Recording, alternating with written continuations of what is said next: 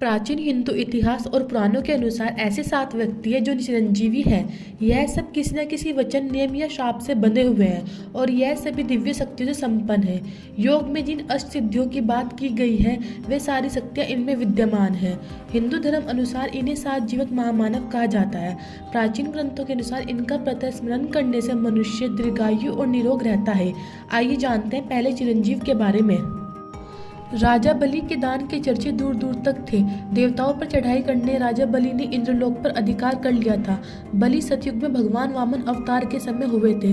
राजा बलि के घमंड के चूर करने के लिए भगवान ने ब्राह्मण का वेश धारण कर राजा बलि से 3 पग धरती मांग ली थी। राजा बलि ने कहा कि जहाँ अपनी इच्छाओं 3 पैर रख दो। तब भगवान ने अपना विराट रूप धारण कर 2 पगों में 3 लोग नाप दिए और तीसरा पग बलि के सर पर रखकर उसे पाताल लोक भेज दिया।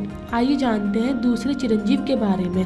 परशुराम राम के काल के पूर्व महान ऋषि रहे हैं। उनके पिता का नाम जमदग्नि और माता का नाम रेणुका है। पति प्रणायन माता रेणुका ने 5 पुत्रों को जन्म दिया, जिनका नाम कर्मश, वायुमान, वशुपे, वशु, विश्वासु तथा राम रखे गए। राम की तपस्या से प्रसन्न होकर भगवान शिव ने उन्हें वर्षा दिया, इसलिए उनका नाम परशुराम हो गया। भगवान परशुराम राम के पूर्व हुए थे, लेकिन वे चिरंजीव होने के कारण राम के काल में भी थे। भगवान परशुराम विष्णु के 6वें अवतार हैं। इनका प्रादुर्भाव वैशाख मास के शुक्ल पक्ष के तृतीया को हुआ, इसलिए उक्ता तिथि आश्रित तृतीया कहलाती है। इनका जन्म समय सतयुग और श्वेता का संधिकाल माना जाता है। आइए जानते हैं तीसरे चिरंजीव के बारे में। अंजनी पुत्र हनुमान को भी अजर अमर रहने का वरदान मिला हुआ है। यह राम के काल में राम भगवान के परम भक्त रहे हैं। हजारों वर्षों बाद वे महाभारत काल में भी नजर आते हैं। महाभारत में प्रसंग है कि भीम उनकी पूंछ को मार्ग से हटाने के लिए कहते हैं तो हनुमान जी कहते हैं कि तुम ही हटा लो, लेकिन भीम अपनी पूरी ताकत लगाकर भी उनकी पूंछ नहीं हटा पाता। आइए जानते हैं चौथे चिरंजीव के बारे में। विभीषण, रावण के छोटे भाई विभीषण जिन्होंने राम की नाम की महिमा जपकर अपने भाई के विरुद्ध लड़ाई में उनका साथ दिया और जीवन भर राम नाम जपते रहे। श्री राम ने उन्हें चिरंजीव होने का वरदान दिया। आइए जानते हैं 5वें चिरंजीव के बारे में। ऋषि व्यास, महाभारत का व्यास ऋषि प्रशासन एवं सत्यवती के पुत्र थे। ये सांवले रंग के थे तथा यमुना के बीच स्थित एक द्वीप में उत्पन्न हुए थे।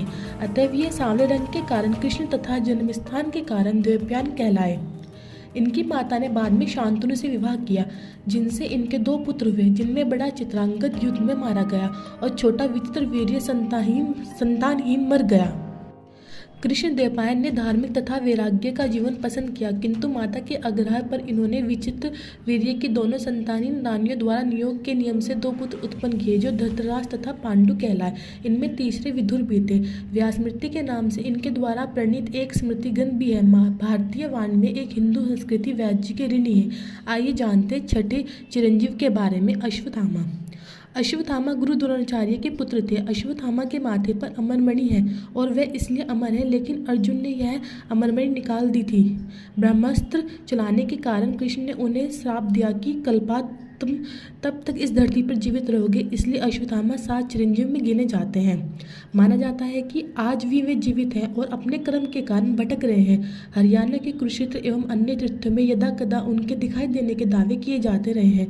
मध्य प्रदेश के बुरहानपुर के किले में उनके दिखाई दिए जाने की घटना प्रचलित है। आइए जानते हैं 7वें चिरंजीव के बारे में। कृपाचार्य, शरदान गौतम के एक प्रसिद्ध पुत्र हुए हैं कृपाचार्य अश्वत्थामा के मानव और कौरवों के कुलगुरु थे। शिकार खेलते हुए शांतनु के 2 शिशु प्राप्त हुए। उन दोनों का नाम कृपी और कृप रखकर संतानों ने उनका लालन पालन किया। महाभारत युद्ध में कृपाचार्य कौरवों की ओर से सक्रिय थे।